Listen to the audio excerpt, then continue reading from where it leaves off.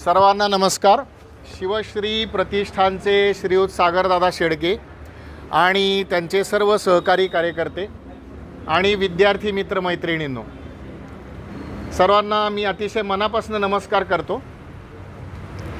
मित्र मैत्रिणींनो, आयुष्य हे फार सुंदर आहे आणि तुम्ही ज्या वयात आहात ना, तर त्या वयात ते अधिकच सुंदर वाटायला लागतं। एखाद्यानं किंवा एखादीनं आपल्या मनात घर केलं तर आयुष्य सुंदर वाटायला लागतं।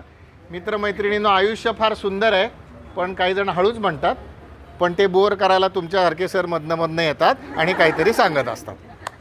पण आता काय नाईलाज आहे, आयुष्यात सगळं काही गोड कधी घडत नाही, काहीतरी कडू असतं, काहीतरी तिखट असतं, खारट तुरट असतं। त्यामुळं आजचा तसा प्रसंग असं तुम्ही समजून घ्या, त्यामुळे आयुष्य सुंदर आहे। आज मी तुमच्या समोर ज्या विषयाबद्दल बोलणार आहे त्या विषयाचं शीर्षक मला असं देण्यात आलं आहे की युवा आणि सामाजिक भान असं मला देण्यात आलं आहे। आणि मला अतिशय आनंद वाटला की आता सुरुवातीला ज्या तरुणीनं शिवश्री प्रतिष्ठानच्या कार्याचा परिचय करून दिला, तो परिचय करून देताना मला अतिशय आनंद वाटला की या वयामध्ये तरुणांच्या मनामध्ये आपला देश, आपला समाज, आपला धर्म, आपले आदर्श, आपली संस्कृती यांच्याबद्दल मनामध्ये प्रेरणा निर्माण व्हावी आणि त्यांच्या आदर्शाच्या प्रकाशामध्ये वाटचाल करता यावी, अशा प्रकारचे उपक्रम या प्रतिष्ठानच्या वतीनं घेतले जातात। हे ऐकून मला अतिशय आनंद झाला। योगायोगानं आजचा दिवस अतिशय महत्त्वाचा आहे। आपण सगळेजण छत्रपती शिवाजी महाराजांचे निस्सीम भक्त आहोत।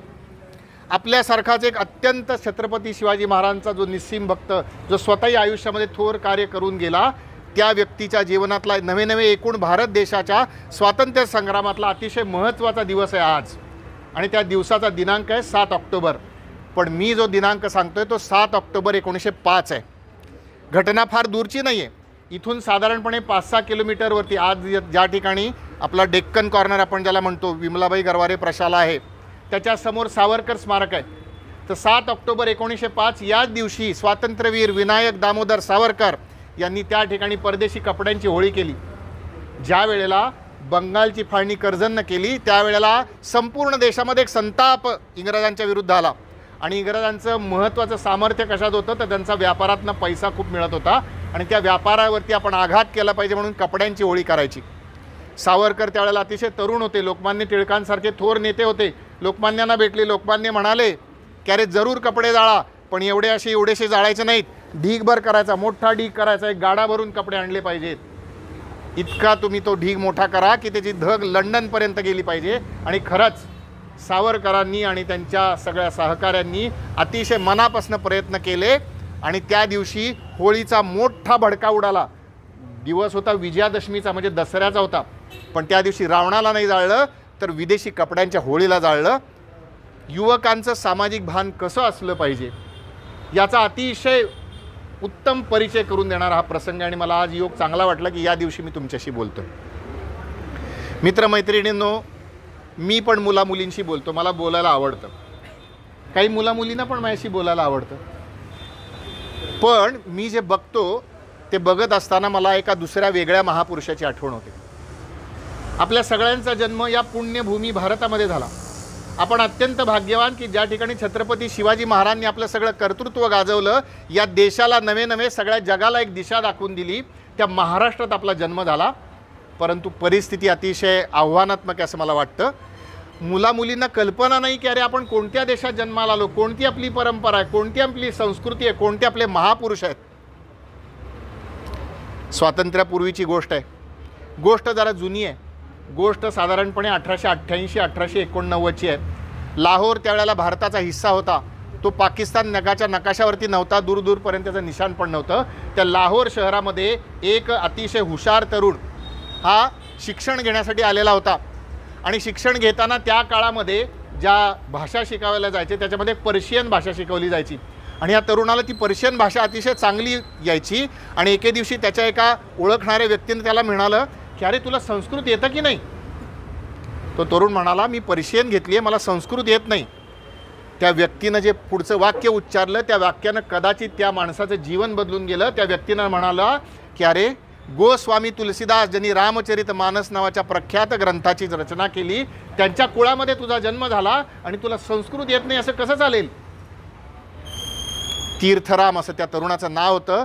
तिथून त्याचं आयुष्य बदलायला प्रारंभ झाला. नंतर तुम्ही केव्हा तरी ते वाचून बघा.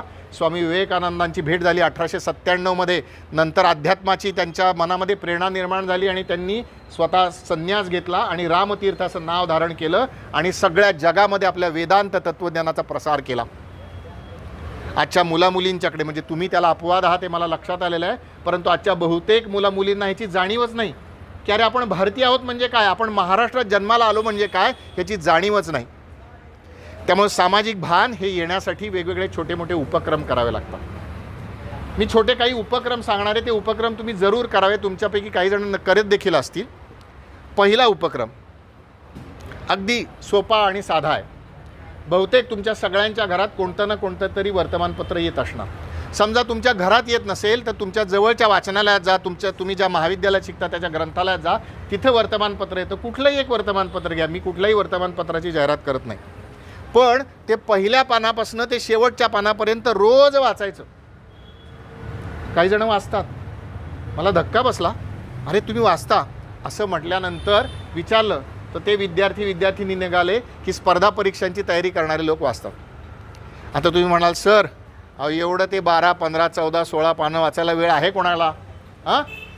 तर हल्ली आपण सगळेजण काय झालो आहे, स्मार्ट झालो आहे. आणि आपल्यापेक्षा जास्त स्मार्ट कोण आहेत? आपले मोबाईल आहेत. त्या मोबाईलमध्ये एक ॲप आहे, त्या ॲपचं नाव आहे न्यूज इन 60 वर्ड्स. बहुतेक मी थोडासा मागे पुढे होत असेल पण तुम्ही शोधू शकता. कुठलीही बातमी तुम्हाला 60 शब्दांपेक्षा जास्त शब्दात वाचावी लागत नाही. इंग्लिशमध्ये, मराठीतलं मला माहिती नाही आहे, तुम्ही शोधू शकता. परंतु ते तुम्ही ॲप डाउनलोड करा. तुमचा त्याच्यामध्ये तुम्ही 4, 5, 6 विषय तुम्ही ठरवा आणि रोज एक 10 ते 15 मिनटं ते वाचायचं. तुम्हाला कळेल जगामध्ये काय चाललं आहे, कशा गोष्टी घडतात, काय परिस्थिती होते. हे शक्य नसेल तर कोणताही एक तुम्ही इलेक्ट्रॉनिक चॅनलचा जो न्यूज बुलेटिन असतं, कोणतंही एक दिवसातनं एकदा ऐकायचं. साधारणपणे असं होतं की बऱ्याचशा बातम्या परत परत सांगाव्या लागतात. एकूण त्यांच्या व्यवसायाचा तो भाग आहे, माझा तो विषय नाही, परंतु ते दिसताना दिसतं ते असं. परंतु कोणता एक न्यूज चॅनल आहे त्याचं अमुक एक वाजताचं त्याचं न्यूज बुलेटिन जे आहे ते त्याची जी वेबसाईट असते किंवा त्यांचा जो यूट्यूब चॅनल असतो त्याच्यामध्ये एक 5 ते 10 मिनटाचं ते कॅप्सूल असतं. भर ते बातम्या सांगतात. तुम्ही जरूर बातम्या ऐका, जरूर बातम्या वाचा. आता हे वाचा कशासाठी, तर काय घडतं आहे आपल्या आजूबाजूला हे समजण्यासाठी करा. एका बाजूला भारतामध्ये अतिशय चांगल्या गोष्टी घडत आहेत की ज्याच्यामधनं आपल्याला अत्यंत अभिमान वाटला पाहिजे, आपली छाती अशी भरून आली पाहिजे, आनंदानं मन असं उचंबळलं पाहिजे, अशा गोष्टी घडत आहेत. पण दुर्दैवानं दुसऱ्या बाजूला काही गोष्टी अशा घडत आहेत की आपल्या सगळ्यांना मान खाली घालायला लावतात. आपल्याला का मान खाली घालावं लागतात? कारण आम्ही आदर्श ठेवला आहे तो छत्रपती शिवाजी महाराजांचा. छत्रपती शिवाजी महाराजांच्या विचारांनी या देशाला जी दिशा दिली, त्याच्यानंतर छत्रपती शिवाजी महाराजांच्यावरती जी पुस्तकं लिहिली गेली किंवा त्यांच्यातून प्रेरणा लिहून गेलेली जी पुस्तकं गेली, त्याच्यामध्ये एक वाक्य अतिशय विलक्षण आहे, ते आपण सगळ्यांनी लक्ष ठेवलं पाहिजे. ते वाक्य असं आहे की स्त्री ही मराठ्यांच्या देव्हाऱ्यातील देवता आहे. पण बातमी काय घडते? काल परवाची गोष्ट आहे. हा बोबदेव नावाचा घाट आहे, तुम्हाला कदाचित माहिती असेल. सासवडला जाताना त्या बोबदेव घाटामध्ये 2 दिवसापूर्वी रात्री 11च्या सुमाराला एक मित्र आणि एक मैत्रीण गप्पा मारत बसलेले होते. कोणीतरी 4 नराधम त्या ठिकाणी आले, सुरीचा धाक दाखवला आणि आळीपाळीनं त्या मुलीवरती बलात्कार केला. आम्ही नुसतं असं म्हणतो की छत्रपती शिवाजी महाराज हवे होते, परंतु आम्ही काय करतो? शिवाजी महाराजांच्या चरित्रामधला एक जुना किंवा नंतरचा प्रसंग सांगतो. हा प्रसंग आहे 1677 मधला.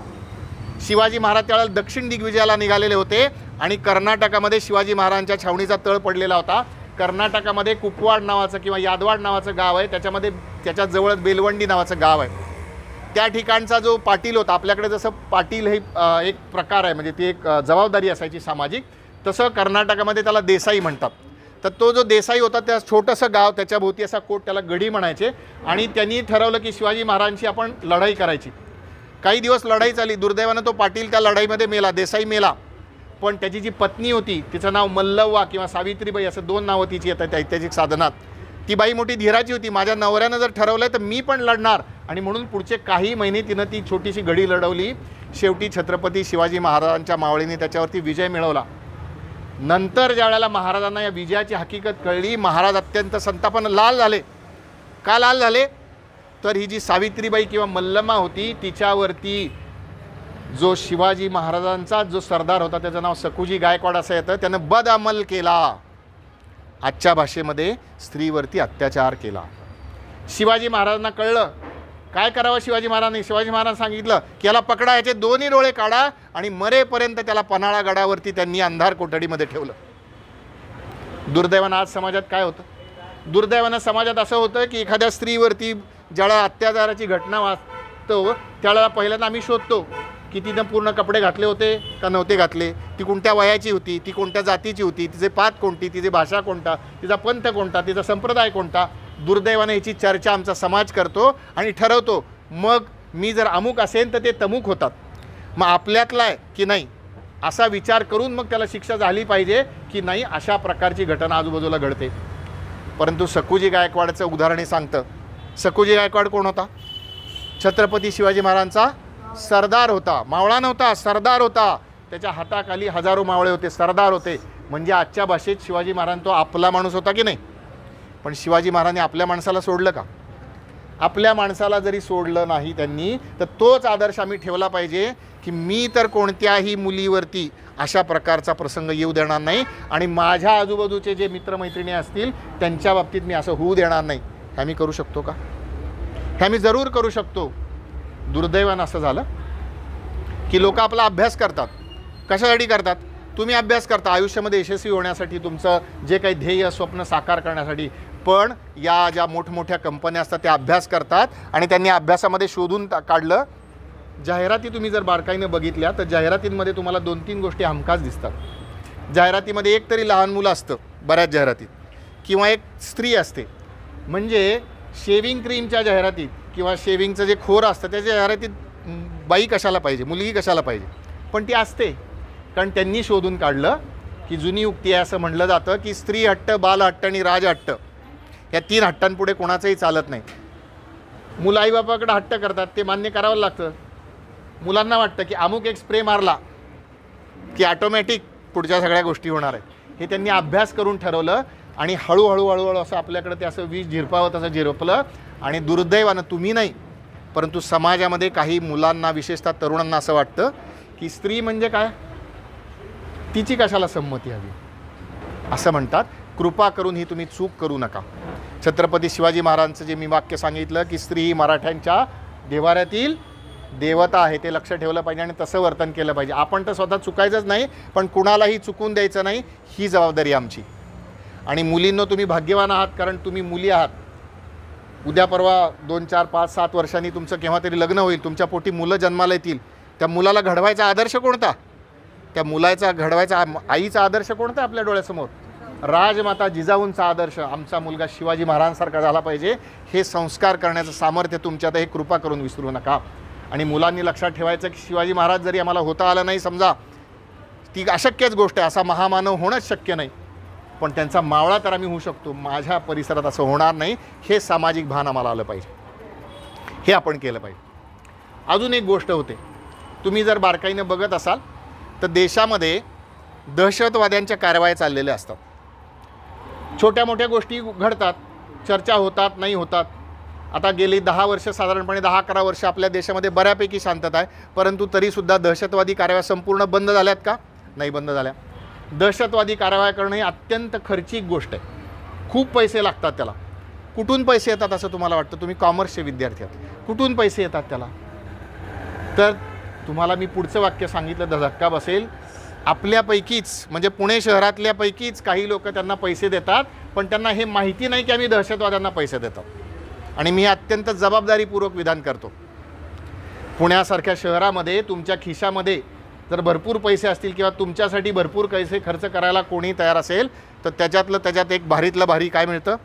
ड्रग मिळतं, मादक द्रव्यांचं व्यसन मिळतं. आणि हे अनेक अहवालांनी, अनेक अभ्यासकांनी दाखवून दिलेलं आहे की दहशतवाद्यांचा आर्थिक जो स्रोत आहे, मुख्य ज्यांचं जे उत्पन्नाचं साधन आहे ते हे अशा प्रकारचे मादक द्रव्यांचं व्यसन.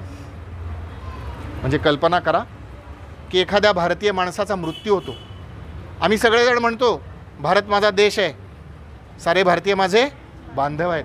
एखाद्या बांधवाचा मृत्यू होतो, माझी बहीण असेल, माझा भाऊ असेल, त्याचा मृत्यू होतो, पण त्याच्यासाठी पैसे कोणी दिलेत? कळत नकळत व्यसन करणाऱ्या लोकांनी त्याच्यासाठी पैसे दिले. ते तुम्ही लक्षात ठेवा. अशा सर्व प्रकारच्या व्यसनांपासून लांब राहायचं. त्यामुळे पहिलं म्हणजे सर्व प्रकारच्या व्यसनांच्यापासून लांब राहायचं. हे व्यसनांच्यापासून लांब राहायचं हे 2 गोष्टींसाठी राहायचं. पहिली गोष्ट म्हणजे आपली प्रकृती चांगली राहते. हे तुम्हाला अनेक डॉक्टर सांगतील वगैरे वगैरे वगैरे, हा सगळा गोष्ट हा एक भाग झाला. परंतु याच पुणे शहरामध्ये एक मोठे अन्य महामानव होऊन गेले, ज्यांचं कार्य याच शहरात घडलं. त्यांचं नाव आहे महात्मा ज्योतिराव फुले. त्यांनी 1882मध्ये 81मध्ये महानगरपालिका नव्हती त्यावेळेला, नगरपालिका होती, त्याचे सभासद होते ते 5-6 वर्ष. त्यावेळेला त्यांनी पत्र लिहून कळवलं आहे आणि त्या पत्रामध्ये महात्मा फुल्यांनी असं म्हटलेलं आहे की दारूच्या व्यसनाने वैयक्तिक आरोग्याची हेळसांड तर होतेच, पण नैतिक अधःपतन देखील होतं, हे लक्षात ठेवायचं.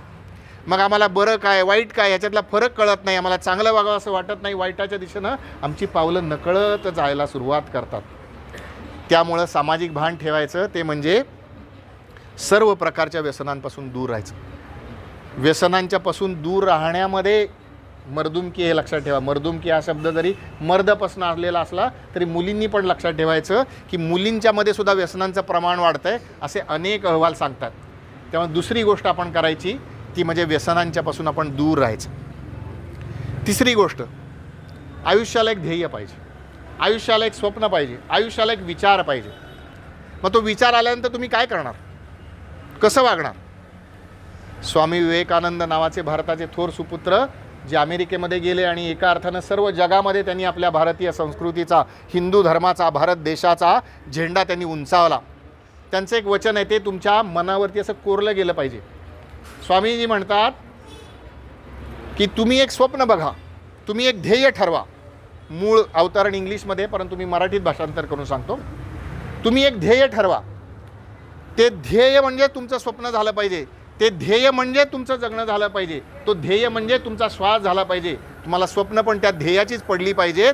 जोपर्यंत हे तुम्ही करत नाही तोपर्यंत तुम्ही यशस्वी होण्याची शक्यता नाही. आणि त्यामुळे ध्येय ठेवायचं असेल तर केवळ माझंच ठेवायचं. मग स्वतःचं ध्येय सगळेच जण ठेवतात ना. मला चांगला नोकरी करता आली पाहिजे, चांगला व्यवसाय करता आला पाहिजे, भरपूर पैसे माझ्याकडे आले पाहिजेत, भारीतली भारी गाडी माझ्याकडे आली पाहिजे, मोठा बंगला पाहिजे, फार्म हाऊस पाहिजे, वगैरे वगैरे वगैरे वगैरे वगैरे. ही सगळे स्वप्न सगळेच बघतात. परंतु याच्या पलीकडे जाऊन जे माझे बांधव आहेत त्यांच्यासाठी मी काही विचार करणार की नाही असं मनामध्ये ठरवायचं. आता तुम्ही म्हणाल की छत्रपती शिवाजी महाराज हे मोठे होते, महात्मा फुले हे मोठे होते, स्वामी विवेकानंद मोठे होते, पण आपल्या आजूबाजूच्या आयुष्यामध्ये सुद्धा आपण छोट्या छोट्या गोष्टी करतो. दत्ता हलसगीकर नावाचे कवी आहेत सोलापूरचे, त्यांची एक अतिशय चांगली कविता आहे, त्याच्यातल्या काही ओळी मला सारख्या आठवतात या संदर्भात. दत्ता हलसगीकरांनी अतिशय सोप्या शब्दामध्ये सांगितले की कसं आयुष्य जगायचं, सामाजिक भान असलेलं आयुष्य जगायचं म्हणजे कसं जगायचं. दत्ता हलसगीकर असं म्हणतात, ज्यांचे सूर जुळून आले, ज्यांचे सूर जुळून आले त्यांनी 2 गाणी गावीत, ज्यांची बाग फुलून आली त्यांनी 2 फुलं द्यावीत, ज्यांची बाग फुलून आली त्यांनी 2 फुलं द्यावीत, आभाळा एवढी ज्यांची उंची त्यांनी थोडे खाली यावे, आभाळा जेवढी यांची उंची त्यांनी थोडे खाली यावे, मातीमध्ये ज्यांचे जन्म मळले त्यांना अलगद उचलून घ्यावे. काय म्हणतात, ज्यांची बाग फुलून आली त्यातली किती फुलं द्यायची आहेत? 2च फुलं द्यायची. कल्पना करा, माझ्याकडे 100, 200, 300, 400, 500 फुलांची बाग आहे, किती फुलं द्यायची? 2च फुलं द्यायची. किती वेळ द्यायचा समाजाला? 15 मिनटं, 20 मिनटं, अर्धा तास, आठवड्यातला एखादा दिवस, असं काही ना काहीतरी तुम्ही द्यायला सुरुवात करा. त्यामुळं सामाजिक भान असलेली मंडळी काय करतात, समाजासाठी काही ना काहीतरी करायचं ठरवतात. आणि समाजासाठी काही ना काहीतरी करायचं म्हणजे काय, तर त्याच्यामध्ये एक जर अशी अडचण आहे. जर अशी अडचण काय आहे, तर अडचण ती बाहेर कुठेही नाही आहे, ती अडचण इथंच आहे. आणि त्या अडचणीचं नाव आहे मन. हे मन मोठं विलक्षण आहे.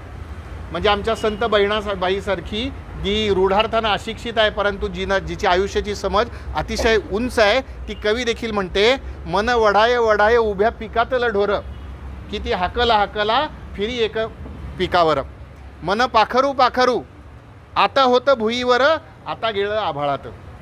क्षणात मन इकडचं तिकडं जातं. आणि आमचे सुधीर मोघेंसारखे कवी म्हणतात की मन सैतानाचा हात, मन देवाचे पाऊल. आपण छातीवरती हात ठेवून असं सांगू शकतो का? मी तर सांगू शकत नाही की माझ्या मनामध्ये सगळे चांगलेच विचार येतात. विचार करा, उत्तर देऊ नका. माझ्या मनात सुद्धा वाईट विचार येतात. अडचण अशी आहे की कोणत्या विचाराचं प्रमाण जास्त असावं, पण ते कसं ठेवायचं. बऱ्याच जणांना मी विचारतो की तुमच्याकडे स्मार्टफोन आहेत का, ते म्हणतात सर काय विचारता, स्मार्टफोन ये तो हमारे दिल से लगी हुई चीज़ आहे असं म्हणतात.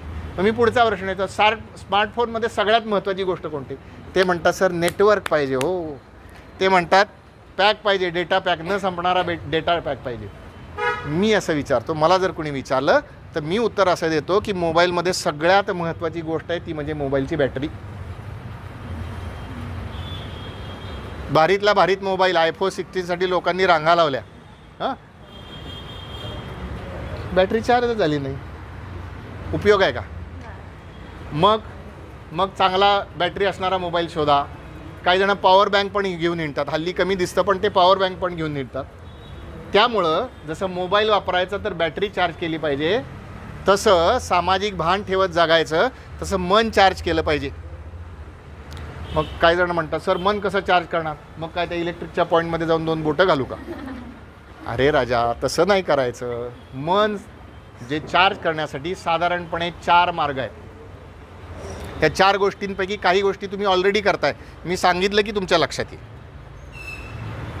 पहिली गोष्ट आहे की ज्यांच्या मनात जास्त काळ चांगले विचार असतात त्यांच्या सहवासात राहायचं. तुम्ही सगळेजण शिवश्री प्रतिष्ठान, शेडगे सर यांच्या संपर्कात आहात, म्हणजेच याचाच अर्थ तुम्ही चांगल्या माणसांच्या सहवासात आहात. एक पहिली गोष्ट तुम्ही करून गेलाय.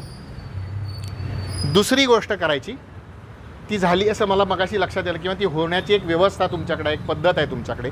ते म्हणजे ज्यांनी आयुष्यामध्ये काहीतरी विलक्षण असं कर्तृत्व गाजवलं त्यांचं चरित्र समजावून घ्यायचं, त्यांचे विचार समजावून घ्यायचे. अशा चांगल्या माणसांची तुम्ही चरित्र वाचा. हल्ली वाचण्याचं प्रमाण कमी झालं आहे, परंतु ठरवून वाचा काही पुस्तकं. समजा वाचायला अडचण असेल तर ऑडिओ बुक या स्वरूपात सुद्धा अनेक पुस्तकं उपलब्ध आहेत, ती वाचा.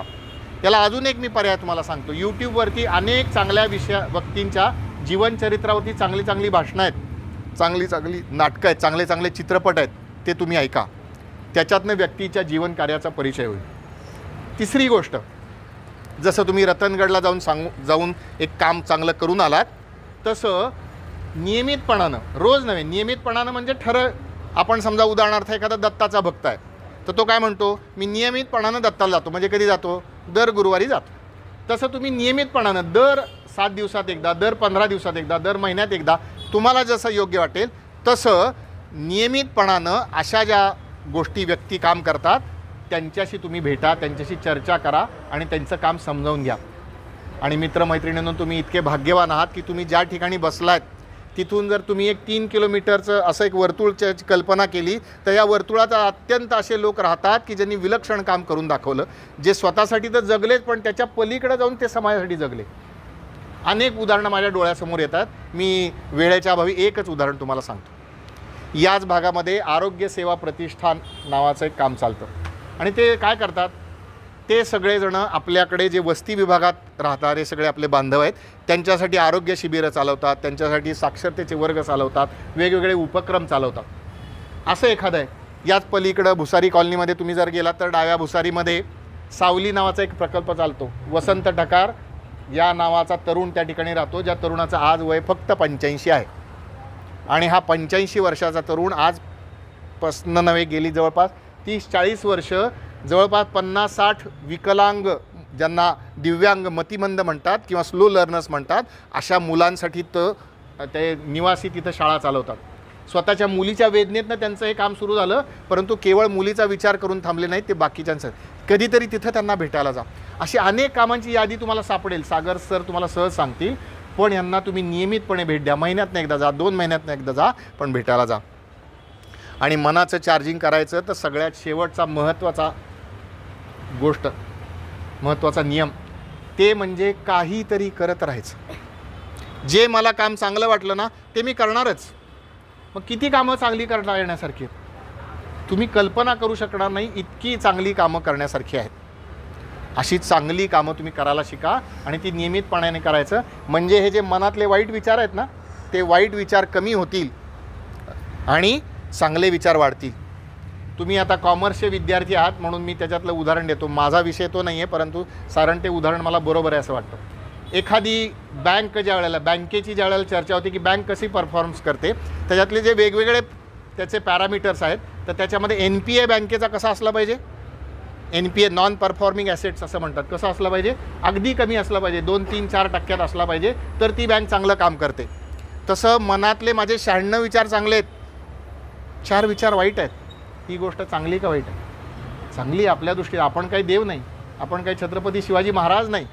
96 विचार माझ्या मनात चांगले येतात, पण 4 विचार वाईट येतात. ही तुमच्यासाठी किंवा माझ्यासाठी सुद्धा समाधानाची गोष्ट आहे. हे तुम्ही करत राहिलात तर असे चांगले विचार तुमच्या मनात येतील.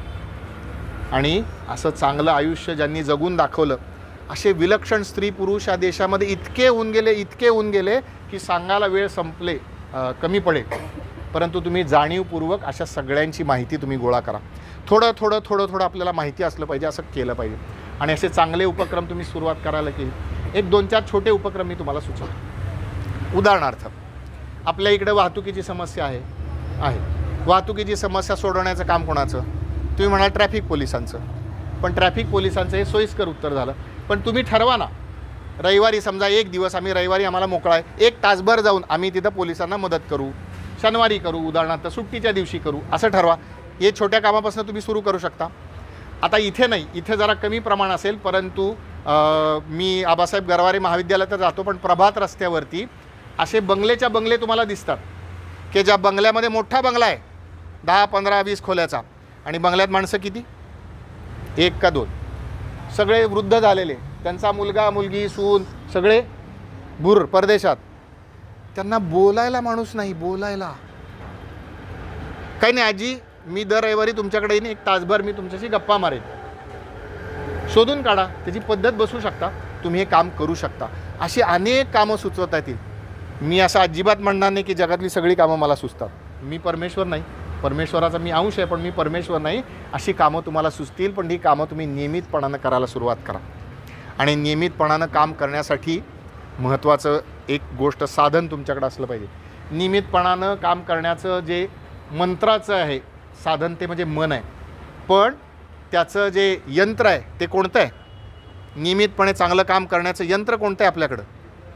कोणतं यंत्र आहे? अरे हे आपलं यंत्र आहे, आपलं शरीर. नियमितपणानं व्यायाम हा केलाच पाहिजे. मी हे वाक्य पुन्हा बोलणार आहे, नियमितपणानं व्यायाम केलाच पाहिजे. मी आमच्या वसतिगृहाच्या मुलींशी बोलतो, त्यांना म्हणतो की देव न करो, पण तुझ्यावरती समजा वाईट प्रसंग आलाच, एखाद्यानं तुला अडवला आणि तुझ्या अंगावर हात टाकायचा प्रयत्न केला, तर तुला जोरात पळता आलं पाहिजे. दुर्दैवानं आमच्या मुलींच्याबद्दल मला खात्री वाटत नाही की त्यांना जोरात 2-4 किलोमीटर असं 3-4 मिनिटात पळता येईल म्हणून. आणि असं होत नसतं. वाईट प्रसंग तुमच्यावर येणार नाही, मी प्रार्थना करतो देवाकडं. परंतु मुद्दा माझा असा आहे की त्याच्यासाठी चांगलं शरीर कमवलं पाहिजे. कुठल्याही व्यायामाचे अतिशय प्रकार आहेत, बिना खर्चाचे व्यायाम आहेत, ते करा. तुम्ही तुमचे पालक जर कुठल्या तरी जिम्नॅशियमची फी भरत असेल, जिम्नॅशियमला जा, पण शरीर मजबूत ठेवा.